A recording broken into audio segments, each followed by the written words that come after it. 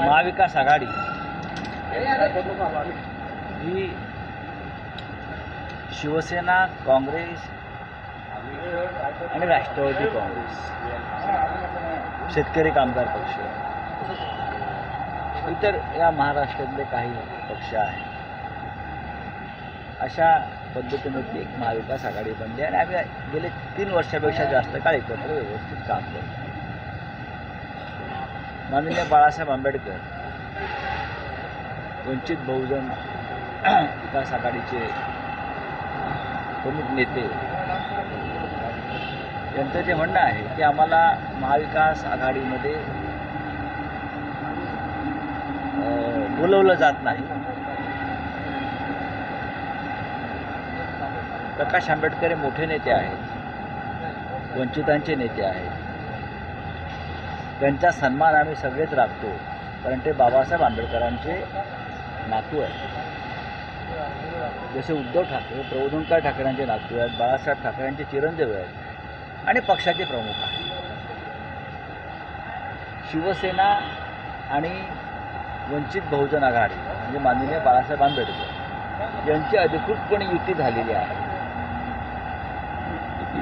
आणि ही युती जाहीर करण्यासाठी स्वतः माननीय उद्धव ठाकरे हे प्रकाशजी आंबेडकर यांच्याबरोबर आंबेडकर भवनात जाऊन त्यांनी पत्रकार परिषद आंबेडकर साहेबांनी वगैरे घेतली, हे सगळ्यांना माहिती आहे. म्हणजे शिवसेना हा महाविकास आघाडीतला प्रमुख घटक पक्ष आहे. आमच्याबरोबर आता वंचितची युती आहे, म्हणजे आम्ही असं मानतो की वंचितसुद्धा महाविकास आघाडीचा घटक आहे. दुसरं असं की या लोकसभेच्या दृष्टीने जी चर्चा सुरू आहे ती अत्यंत सन्मानानं माननीय प्रकाश आंबेडकर आणि त्यांचे सहकारी यांच्याबाबत अत्यंत सविस्तर चर्चा आतापर्यंत किमान 6 ते 7 वेळा झालेली आणि ते सकारात्मक.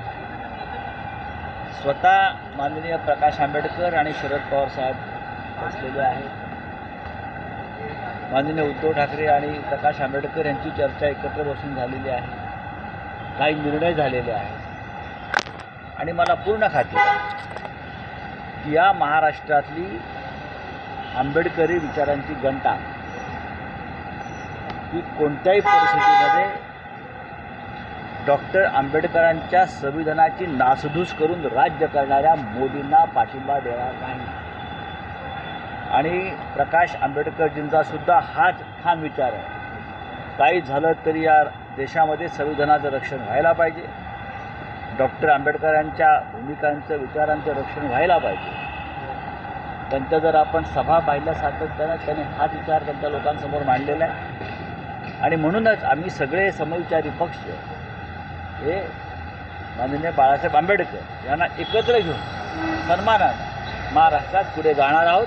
लवकरच तुम्हाला निर्णय लागेल. एक नक्की या महाविकास आघाडीमध्ये एकमत नक्की आहे की अकोल्याची जागा ही परंपरेनं माननीय प्रकाश आंबेडकरच लढतात आणि त्यांनीच ती लढा.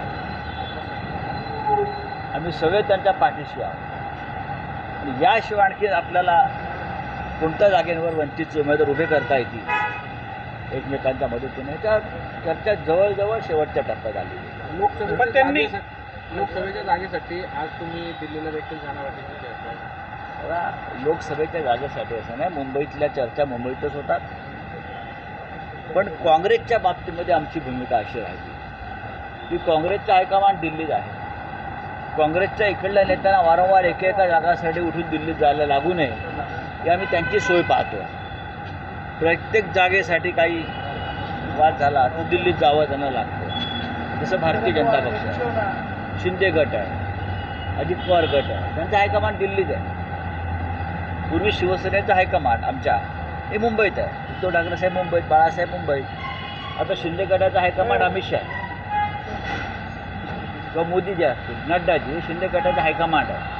त्या तिथे जाऊन विचारा. आता अजित पवारांच्या संदर्भात काही महायुतीत चर्चा असेल त्यांना दिल्लीत अमित शहाना जाऊन भेटावं लागेल किंवा त्यांना JP नड्डांना जाऊन भेटावं लागेल, त्यांना विनोद चव्हाणांना जाऊन भेटावं लागेल. या सगळ्यांना आमचं तसं नाही आहे. आमचं सगळं जे आहे त्या महाराष्ट्रामध्ये आहे काँग्रेसचं हायकमांड दिल्लीत असल्यामुळे आम्ही असं ठरवलं की सगळे एकत्र बसलो आपण दिल्लीमध्ये. आमचा निर्णय काँग्रेस आणि राष्ट्रवादीचा निर्णय झालेला आहे. काँग्रेस आणि राष्ट्रवादीचा निर्णय झालेला आहे. वंचित आणि आमची चर्चा महाराष्ट्रातच होते, त्यांना दिल्लीत जायची गरज नाही. आम्ही परत शेवटी मुंबईतच बसायचं आहे. ही त्यांची सोय, आमची नाही. आमचं संपूर्ण काही राज्यातच आहे. पण दक्षिण मुंबईतल्या जागेवर मिलिंद देवरा यांनी दावा केलेला आहे, त्यावरून कुठेतरी एक ठिणगी अजिबात नाही. कसल्या ठिणग्या पडतात? अशा ठिणग्या वगैरे पडतात का?